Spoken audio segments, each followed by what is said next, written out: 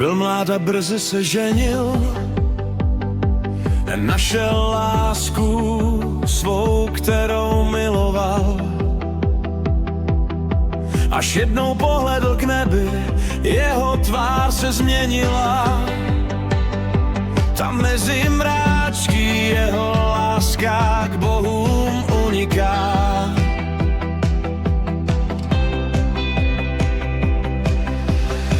Po letech smutku a trápení, s pocitem, že se nic nezmění, potkal jí ženu nádhernou, která jeho srdce vzňala v lásku vesmírnou.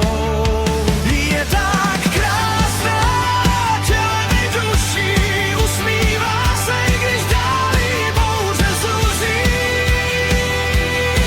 Lístky růže ve vlasech jí sluší. Erika je láskou mou tou životní a jedinou.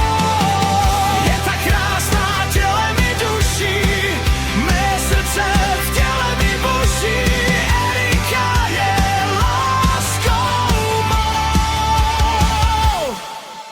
Jak časný je láska sláblá, my jsme stárlí, naše štěstí též. Znovu ji objevit musíme, do svého života novou jiskru vnést. Procházky po pláží, prsty zabořené v písku, pak do hor mezi stromy vlézt, obnovit svou lásku mezi řekami.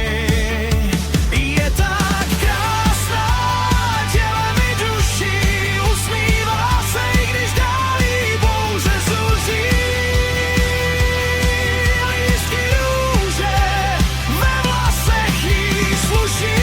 Erika je láskou mou tou jedinou. Je tak krásná, tělem i duší, mé srdce v těle mi buší. Erika je láskou mou. Mnoho let jsme spolu krásný život žijeme.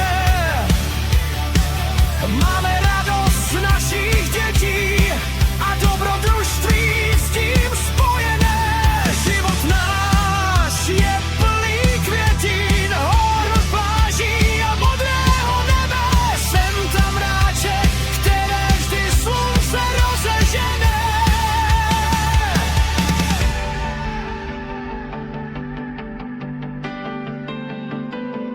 Je tak krásná, tělem i duší, usmívá se, i když v dálí bouře zuří.